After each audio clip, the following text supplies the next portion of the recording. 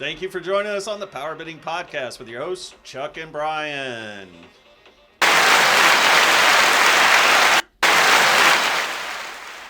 lot of people in the audience today.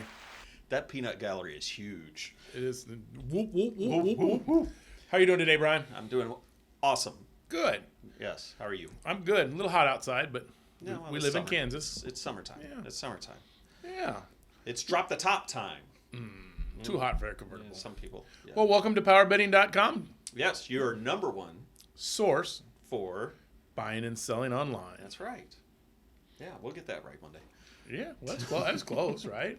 Yes. We're talking about cars today. Let's talk about fun things. Let's talk about some fun stuff. Stuff in the news, stuff relevant to the car world.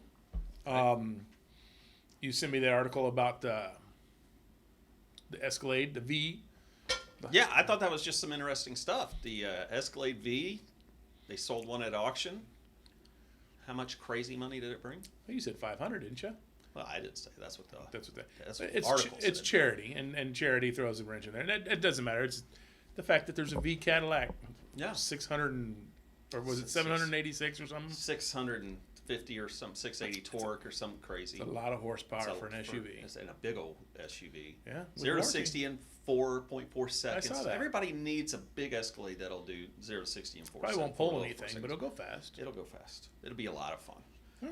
And then somebody paid got it for a steal at $500,000. Well, maybe. If nothing else, would be a tax write-off. It was for charity. And that's good. How about these new mugs? I mean, we're really styling. doing it right. I mean, Man, it's got fresh spring power bidding water in there. So good. we ought to have our own power bidding water brand. Yeah. We'll work on that later.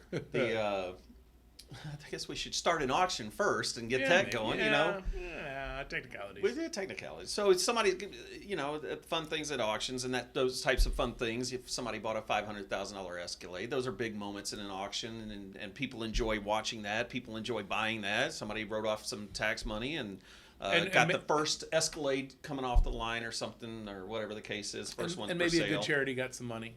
And hopefully it went to some charities out there. good place and can do some good. What other interesting thing did we read? Monterey Car Week's coming up. Monterey Car Week. That's right. Lots of cool stuff going on You've out there. done that. I haven't done Monterey. I've been fortunate enough to spend several big weeks out there in summertime, and I was working when I got to go, and it's great and all. And everybody else went out for seafood, and I'd go put my eyes on every car that I could. And we were talking about this, and Yeah. I just remembered, we're talking about cool cars and things you see, and I've seen some really neat stuff out there. But one that rings my bell, there was a Tucker there at one of the big auction houses, and I might have just strolled in because I pretended like I knew what I was doing, and sometimes that works. But Just like now. Tuckers are millions and millions of dollars now. But Yeah. I remember when I was young, I was in Auburn. Mm-hmm. I had a big sale there, and I was, right after the movie came out, and they had a Tucker there in Auburn, a cruise sale, and I got to sit in that one because I kind of got behind the scenes. I knew the Cruise family and stuff like that, but it was kind of cool. It's kind of a really rare car. Mm-hmm. I mean, I've seen some rare cars, but Tucker had a cool idea, and there was a movie made about it. Yeah. It was a neat deal. Yeah. It was a neat deal. So I got to see a Tucker in Monterey. What else did I was at? We were talking about this earlier. How. What about that atmosphere there? I mean, that is just a different ballgame all in itself from what I hear. Oh, it's insane. There's people that bring their yachts and park them in the harbor. Yeah. And sit on their yachts. The company I was working for at the time, we did a daytime auction on the golf course, and we would wait to start in the morning till the fog, smog, whatever you want to call that stuff in California, leaves. And the minute it clears, excuse me, the private jets start hitting because the airport's just down the street. Mm-hmm. And when the jets are hitting, it's time to fire up and let's go. And that's how it did. I mean, you're right. It's a different world. There's parties. Mm-hmm. The days leading up to Car Week, there's a big, what they call the hangar party, where people show off their airplanes, helicopters, and ultra rare cars. Sure. I've also seen in downtown Monterey, they had a micro car convention. So I didn't know there's so many micro cars, But the At least little, some of they had clowns coming in and out of them too. you would think, but there wasn't a lot of clowns. Uh, You would have thought there would be a lot of clowns, but I bet you there was 200 or 300 of them in downtown, and they're just driving around all over, making that funny little noise. You know, kind of like sound like the Jetsons car. But you know, it's all shapes and sizes, and people who love cars. Been to Sebring out there at the time, you know, and it's just a really cool time. But when I first got to go there, I didn't get to stay in Monterey because it's real expensive to stay there. So I stayed in, I think Salinas is where I was at, and I had a little crappy Nissan Yaris rental car or something like that. And I'm sitting at a stoplight, and I look over on one side. There's a real Gullwing SL. Not a fake one of those. Not a Volkswagen one. Not a Volkswagen. This is the real one, the $3 million jobbie. And on the other side, there's a multi-million-dollar Ferrari. And here I am in my little rental car. I've never felt any worse about myself. But the little SL hit the 101 and took off, and the Ferrari went the other way, and I went back to Salinas and had an In-N-Out burger. With your tail between your leg. Yep, just like that. Yeah. It's a neat time, and the neatest cars in the world are there. And then you can slide right up the hill to Pebble Beach. It starts the week after Car Week, so I mean, all that stuff's going on. Sure. I like to know my surroundings, so excuse me, I'd always drive up the coast, the road, going back to my hotel, because eventually I did get to stay in Monterey. I'd moved up the ranks a little bit. And I would drive up the coastal road, and every night when I first got there, there's people standing in the driveways on their porches, and these little bungalow houses that are $4 million a piece. And one night I finally stopped, and I stopped the car at a parking place, and I was looking out at the ocean trying to figure out what everybody's looking at. Everybody's just looking out there, and I couldn't really tell what anybody's looking at. I didn't know, and so I finally asked somebody. I said, "What's everybody looking at?" "Oh, the sun's going down." I said, "You guys do this every night?" And he goes, "Everybody does it here. We just watch the sun go down." I'm like, he goes, "And we drink wine." But The little things in life. That's what they do. Hey, good. That's good. I like to Zillow my surroundings, and as you drive up and you get closer to Pebble, the prices go out of control. And then you get up by Carmel, and you have For those of you on the West Coast, the prices that you guys pay for real estate is mind-boggling to people in the center of the country. It's beautiful, but when you get to $9 million for a bungalow, and I mean a bungalow is less than 1,500 square feet. Sure. And it's where it's at, and it's beautiful. Have you got it? I guess I'm not mad at you, but it's from the Midwest. It's mind-boggling. I mean, yeah. So what else we got going on? We got I read an interesting article. What's that? So BMW, and allegedly this is going to become a thing now. So the manufacturers are going to start having subscriptions to use options. In a car that you own. In a car that you own that already has that option installed on it. But in order for you to use said option or options, you have to pay a subscription for it. They're going to raise lots of money doing that, sure. But, and I can see everybody's eyes rolling in the back of their head, why are we paying for something that we already paid for and then paying you again for? Because they think somebody will pay for it. And things are only worth what people will pay. And they will probably get a lot of people paying for it. I can't see it. And this is just me and my old school ways. Boy, I hate to say that I'm old school, but well, I'm not buying that. It's kind of like music. I come from an era where I'm not records. I mean, I know people that when I was young had records. We had some records, but I'm more of a tape. And not 8-track, but I know 8-tracks because I'm a car guy. But then we had tapes with the reverb and a chrome footprint pedal. Yeah. But then we bought tapes, and I had tapes. Then we went to CDs, and I still have an obscene amount of CDs that are all ripped onto a digital device now. But and that's my biggest thing about music now. You buy music, which you don't need to because you can get it from Spotify or anywhere else, but you buy music, it's really not yours. No. It's just on a device. It's just on a device that you're renting, basically. And They say it's the same as owning a CD. I think to myself, no, I have the CD. I can listen to it again and again and again if you can find a CD player that works anymore. Right. It's that it just, I come from a different time and I can't imagine Well, that. and I mean, I'm assuming that this is going to be mostly your luxury car manufacturers. So, you've got people that's disposable income, some of them quite a bit of disposable income. A brand new BMW isn't for everybody, and a brand new Mercedes Maybach is not for everybody. So the crowd, some people, I got to pay. I think it was $18 that I saw for the heated seat option. I guess it boils down to how cold your ass is that day. And how much is a warm ass worth $18? Is that for a month or just for a week? Yeah, exactly.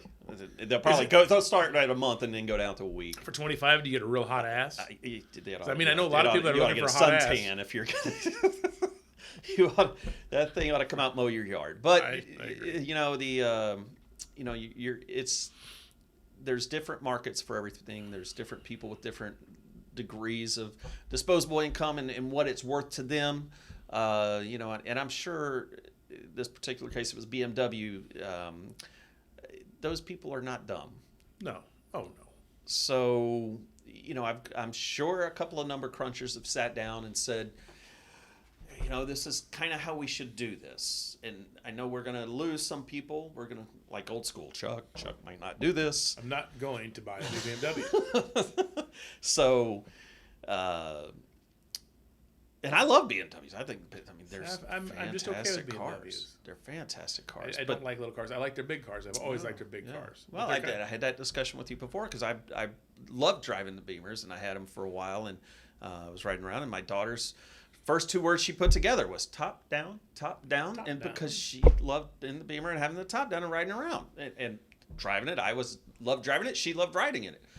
All was good. But the thing is about BMW that they're not dumb. They over-engineer everything. I'm sure they've had a couple of people look at this and case studies and all this other stuff and have figured out, this type of business model is where everything's going to go to. So, well, isn't it? I mean, let's be honest. Everything is either subscribe, and you know what? If you look at it a different way, at one time you bought a Maytag washer and dryer, and they would last for 30 years, legitimately. Right. You can't buy that anymore. No. It just doesn't happen. So at one point we're going to get to a place where you buy a crappy something and it doesn't last, or you buy a subscription to something and when it breaks, it's not my problem, it's your problem. Fix it. Yeah. And maybe that's the way we're going. And it's definitely the way the world is going. I'm a boater. I have a Crown Line, and I have a 2000 Crown Line, which is old, but it's a very nice boat, and it's very, very well made. It's definitely a Maytag of boats. It's Cobalt, Crown Line, and there's a couple that are high quality. My hull is thick and well built. And I was just reading some people. I belong to some places online that we talk about our boats. And Crown Line was sold in the mid to late 2000s. They're still really nice boats, but they're not built like mine. And I saw they don't build them like they used to. 50 people talking about it. Yeah. And they're still nice boats, but they're not the same boat it used to be across the board. Yeah. I mean, in the early 80s, Americans didn't build a car that anybody wanted. That's why Japanese moved in so fast and so hard. I mean, and changed everything. Yeah, I mean, for the better. I mean, we have all ridden in a Mustang too, haven't we? Or 55 Chevy that bounces over a railroad track, or whatever the case is. Yeah, you know what? I watched that video with you, and I thought the car was doing really well. Well, there's you're right. It's an ever-evolving market. Everything's changing. Everything's going to go through cycles, and it's a shame that you have to pay Maybe for we can something. send an extended warranty for that 55 Chevy. We'll take care of all this. You can buy a subscription. You can buy a subscription, get a couple of 55 Chevys, just line them up. Yeah. It's just an amazing thing how much different and the thought, and I agree with you. The thought of paying for something that's already on, I can understand a software, a navigation thing, and you got to update it. There's stuff that's going on. Burn me up knowing that Literally. I have this in my. I'm literally sitting on it, but I got to pay you to turn it on in my car. Yeah. I mean, the crazy thing about that is, I have a Suburban that I used to pull my boat. It has OnStar on it. I've never paid to have it on. But that doesn't bother me like like electric seat would, I guess. Because Heated especially it's there. You use the OnStar maybe once a year if you're. And I own trouble. this, and I've owned it for a long time. Yeah, I don't get it. But you know what? That's the way things and It could be phased out really quick when they find out it doesn't work if it doesn't work. we can all hope for. We can all hope for the best. What do they say? In one hand and in the other, and see which one hope in fills one up hand faster. and something in the other one. Yeah. That's so. Now that we beat that dead horse enough, let's see what else we got. What else we got going on? What else is going on in the world? What did I sent you something else too. The Mazda getting 46 miles a gallon or 48 miles a gallon. Oh, diesel. It gets diesel Diesels do really well. SUV that gets 48 miles to the gallon. But keep in mind, Germany's been doing diesel cars for a long time. 48 miles to the gallon, not on their SUVs, I can tell you that. No, but they don't get bad. No. But their BMW diesel makes like 500 pound-feet of torque. No, it doesn't. It gets about 30 or so. But that's it's. I think that's a good segue into a debate that we had talked about earlier. Is this, do we touch this subject or not? I think we should. I like we just discussed earlier. I always thought I would be a big V8 kind of guy. Yeah. And I do. I love it. I rumble, and we talked about what's missing. There is nothing like the sound of a V8 rumble ever created in the world. What's the Plymouth Prowler missing? It's not its looks. What's it missing? 2 cylinders. It's missing 8 cylinders and the sound. Yeah. This is just my personal thing, and I know it's not the case. The new Ford GT. It's a 6-cylinder twin turbo. Mm-hmm. It just seems like it's not enough. Now, I know it makes plenty of horsepower, and that's just me. Mm-hmm. But it's that V8 thing. One of my favorite things. I think the Mercedes AMGs are coming out 400 horsepower 4-bangers. Yeah, I don't want that. Spooled up and just 400 horsepower is a lot out of a car. It is. It's going to move that car. One of my, I'm 80s, 90s child, so excess is everything to me. I'm going to see Motley Crue next week. Yeah. That's how much I like excess. Yeah. Pat Musey makes a 959 cubic inch motor, and I've stood next to one of those at idle, and you can feel the pistons moving in that sucker. I mean, it's a good feeling. But it's a big Lopey. I mean, it's 1,000 cubic inches. No replacement for displacement. No. So that takes us back to Teslas and electric cars. And then you got this ongoing battle. I mean, they're making these combustion engines now that they're just starting to get more and more, squeezing more horsepower, dropping turbos and doing all this stuff. And, absolutely.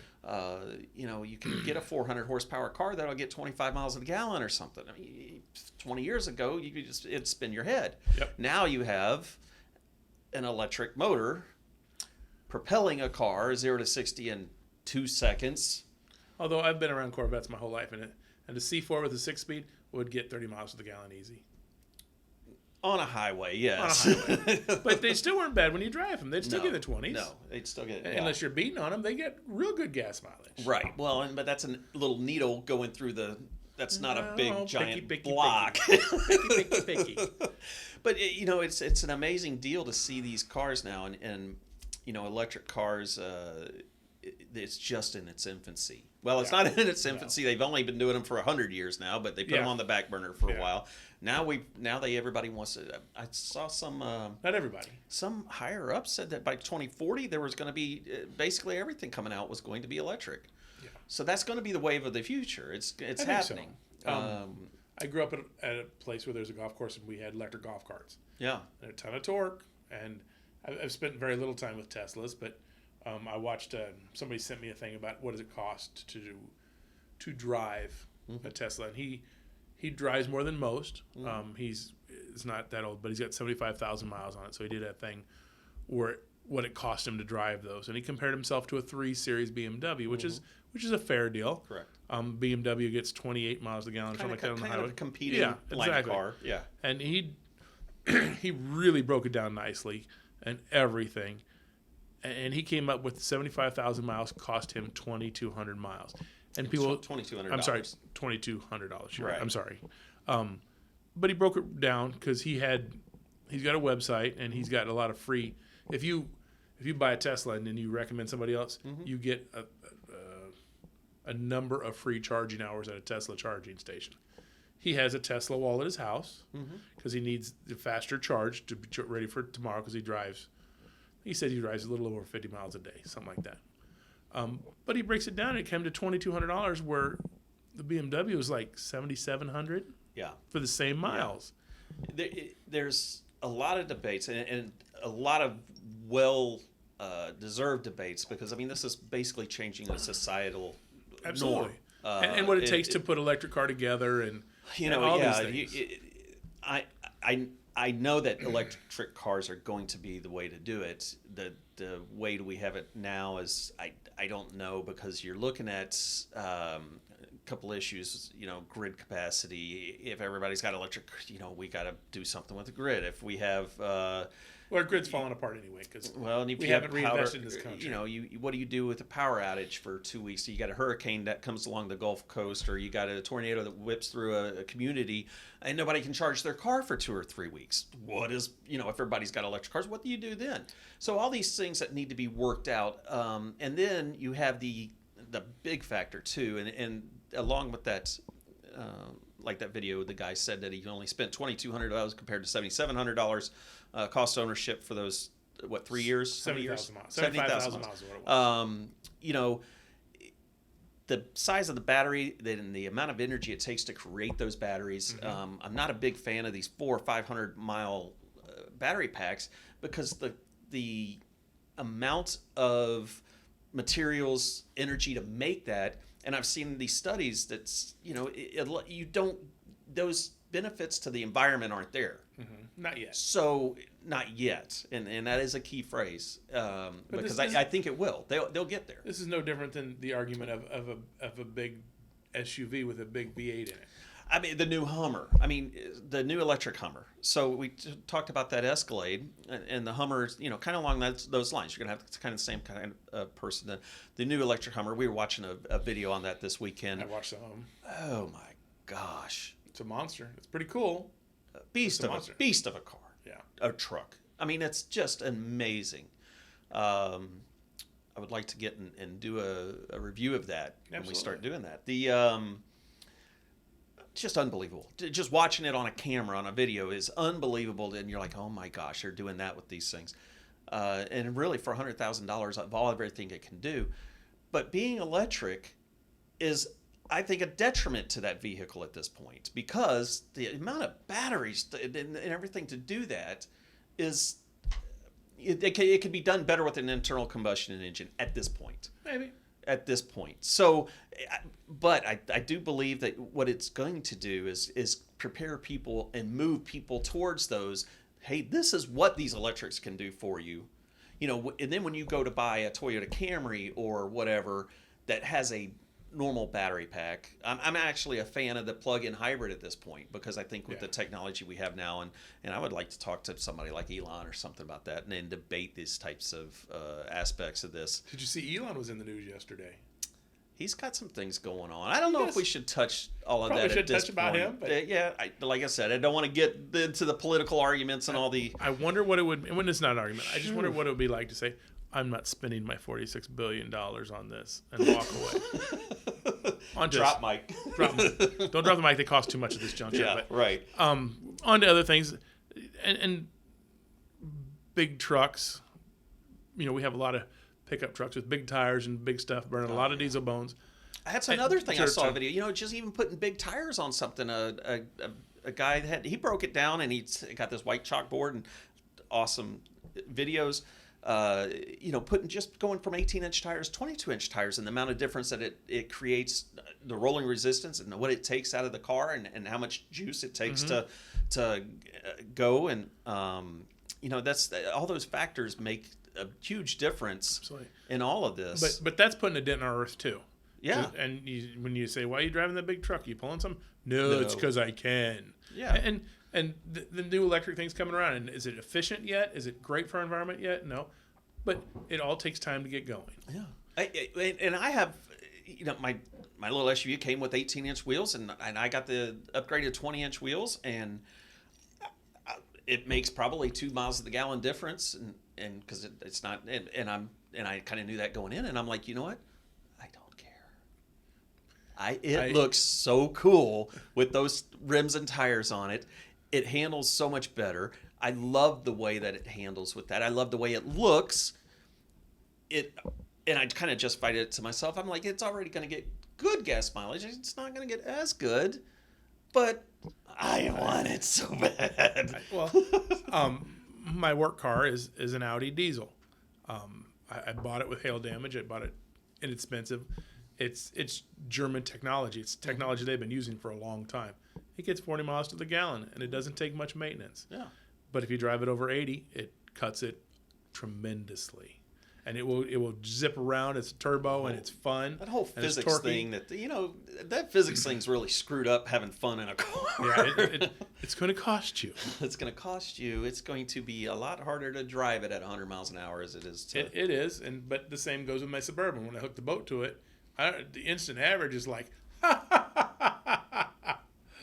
why are you even looking? Don't look over here. Why do you have the air conditioner on? You're killing me.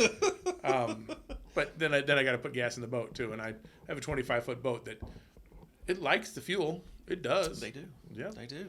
So I think, and once again, I'm a V8 excess kind of guy, and I always have been. Mm-hmm. If it rumbles and is loud and obnoxious, I'm all about it. If you can make 500 horsepower or 1,000 or 15, 2,500 must be better. That's how I think. But that's actually how I think. But I think more and more that Teslas and these electric cars are neat ideas. Yeah. And they're not for everybody. And I said, well, how do you go on a long trip? Studies, it doesn't work. If you go to trips, you don't. But like we were talking, my mom. Well, you can. You just have to stop and you got to spend 40 minutes to charge it up. Or you do this. You can get a burger. But I was wanting to talk the charging thing too, and a lot of people, you can't get charged. You have little wall outlets. You take the phone and you take a phone and you plug it into the deal every night when you go to bed. Yep. Most people, but they plug it in and they go to bed. I have those friends that never charge their phones. Do you have those? My kids, my boys, they can't charge their phones to save their life. My phone's dead. Why? I didn't charge it last night. Why not? I didn't think about it before I went to bed. Really? Most adults. I try and charge my stuff. Plug in there. But so they make these. I mean, you can just plug it into an outlet in the wall and plug it into the car. When you get out of the car, it takes 2 seconds. I'd rather do that than plug it in, go to the gas station and spend 3 minutes at a gas station. I'd rather spend the 30 seconds plugging it in my garage. And quite honestly, depending on how much you drive, like for my mom, she drives 3 days a week, maybe 4 days a week. She doesn't go further than 50 miles. Mm-hmm. So she could buy a regular electric car, not the long range, and she wouldn't have to buy a wall and have it put in. Those are about $7,000. Mm-hmm. She could do a 110 because she doesn't drive it that much. She can just leave it plugged in and have a charge built up fine. Yeah, most people, they drive 10, 15 miles or something. Absolutely. Or even 20 miles. You can overcharge it at night coming out, overcharge it. Oh my gosh, you can charge it overnight. You can charge it overnight, plugging it into the wall, and just get out of your car, plug it in, go to bed, come out, and you have that much charge back in it again. And those are going to even get faster as we go along with this. The technology grows with everything. The technology is going to get there. So that whole charging thing, I think, it's kind of crap. But some people have a legitimate concern, but I think those people, that's a small minority of people. You can bang anything around. But that's for a large majority of the population. I think it's going to be very beneficial to get into a car that doesn't have an enormous 500-mile battery pack, and it's going to be friendlier for the environment. They can plug it into their outlet. They can, do what they need to do, and then they can have a 55 Chevy in the garage next to it. Absolutely. That they bought from PowerBidding.com. Yeah, they can. Heck, for that matter, you can buy a Tesla from PowerBidding.com or any other EV you want to buy. We're going to have it all here. We're going to have it all. So, but it's, for certain situations, I think it's going to be a great thing, and that's going to be the wave of the future, and I think everybody should try to embrace it, but you can be skeptical of that technology right now. Absolutely, but you can. It's something fun, just like when new phones come out. Like it's fun to see what they can do. The Ford GT has a 6-cylinder in it. It's got a truck motor in it. It does. It's blasphemy.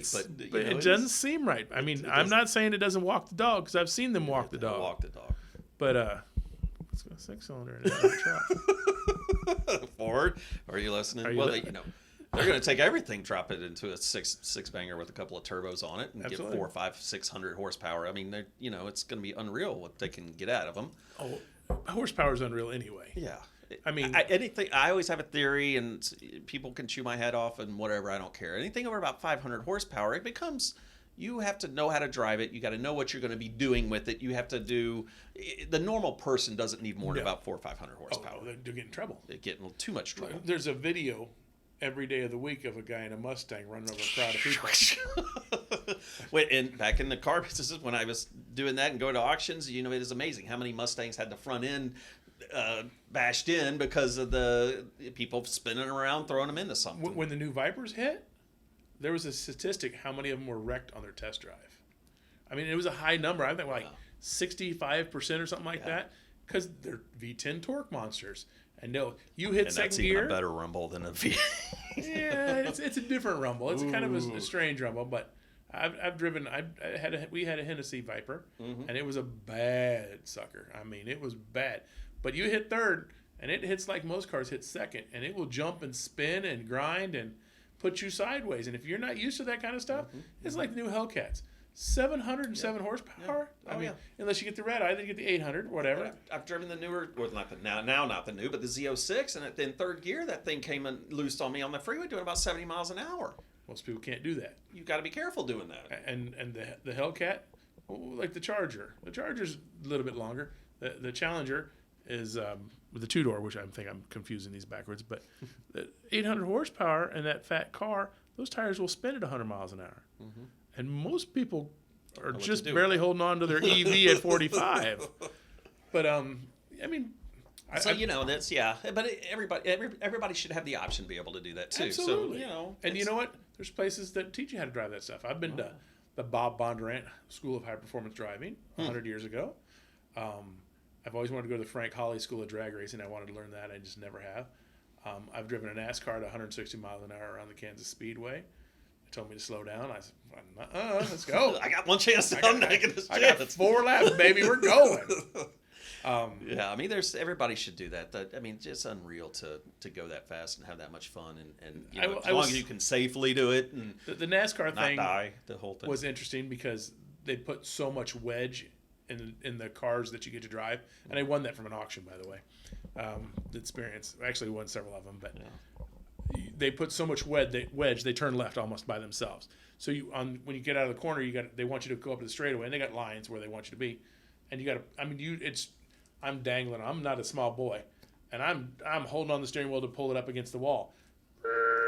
And 160 miles an hour in a car with no windows, it's making noises. A little bit. It's making noises. It was fun, and with Richard Petty, you follow another driver, and you're supposed to stay within like 300 yards or something like that.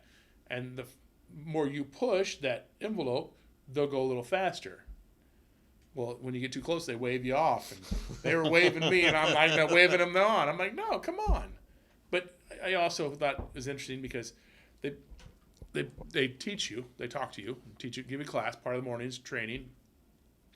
And then they put you in a van, a 15-passenger Chevy van, I think is what it was. And you go around the track, and they teach you the lines. They tell you where you want to be.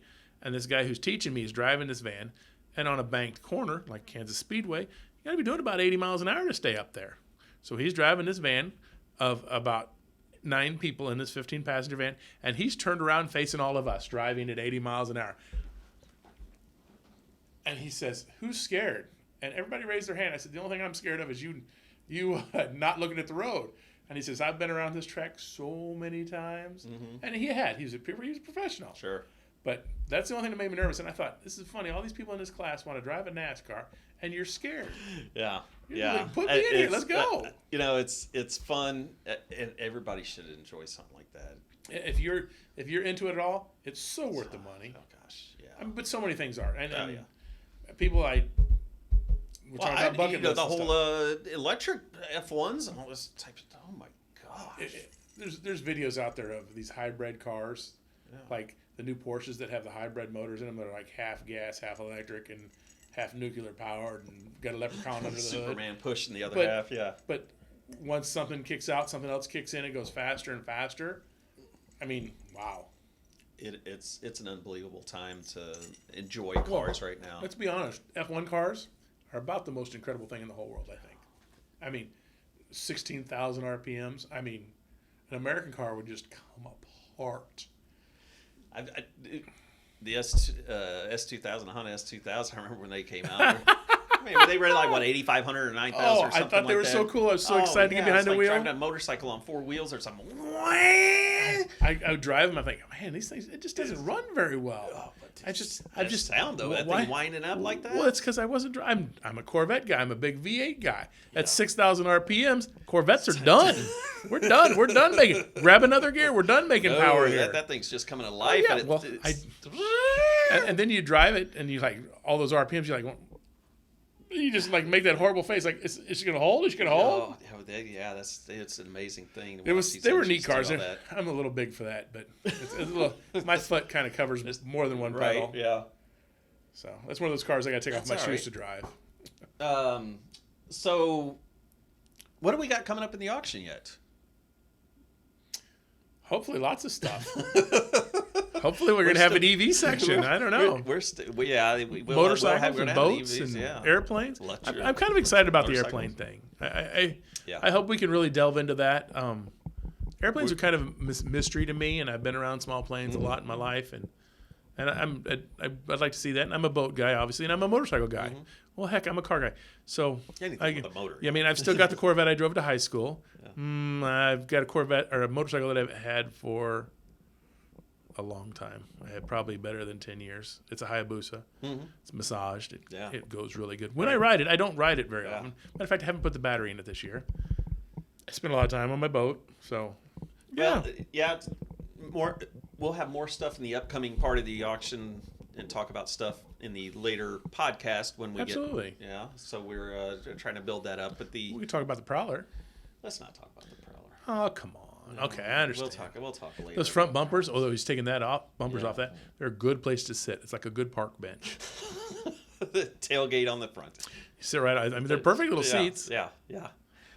So we'll get more and more stuff and get more guests on. We'll do a lot of fun things with these podcasts and absolutely talk about relevant stuff and what's going on and irrelevant stuff from hopefully us. We'll get some feedback from some people. We'll talk about that stuff too. Yeah, in the forum section, I wanted everybody to kind of comment. Matter of fact, I was trying to figure out how to put a comment section for the podcast and stuff, and then we can talk about the podcast. We want to talk about what everybody's thinking about in the what community. you want from us. What would you like to see here? What would you like to see? What do you want us to talk about? But I think the best place to do that, we're going to the forum. We'll talk about in the forums. We'll chat about the podcast and everything that's going on, and whatever you want to hear, whatever you want to talk about, we can talk about it. So right here at PowerBidding.com, PowerBidding, your number one trusted source to buy and sell online. You got it. I've only been working on it for a while now. Yeah, it's all new, right? It's all coming together. So we'll get this put together. We'll have more things going on, some fun stuff. Get some more guests on here that we can talk more intelligently about stuff. Do some reviews of cars. Reviews. We're going to start doing reviews of cars. We got a lot of fun stuff lined up. Start with my Audi. It'll be fun. We can talk about that. We'll see what we can do. Hey, not all of them are hail damaged or. No. Hey. I was going to say, literally had the crap beat out of them. Not all of them are Ferraris or Lamborghinis or Corvettes. Not all Ferraris are Ferraris. Some of them are Volkswagens. Some of them had Ford V8s in them, as we learned today. I saw another one. Yeah, somebody. I read that article. Great but stuff. That's not uncommon in that series. That was a race car, but that Ferrari has huge provenance. Huge. I mean, it's been raced at Sebring. Miller Mile or whatever that was. Where else had it been? It had 24 Hours Le Mans. Yeah. I mean, it had done some things, and it was the second to last 4-cylinder Ferrari ever built. If these cars could talk, let's say, get off my back! I'm tired of going so long. 24 hours, man. You do this. You run around 24 hours. All right, so I guess we should wrap this up and call it a day. We'll do another one in a couple of days and talk more stupid and crazy stuff. Yes, sir. And try to enjoy it, and then we'll start getting things rolling on PowerBidding.com. Thanks for joining us. Have a good day. All right.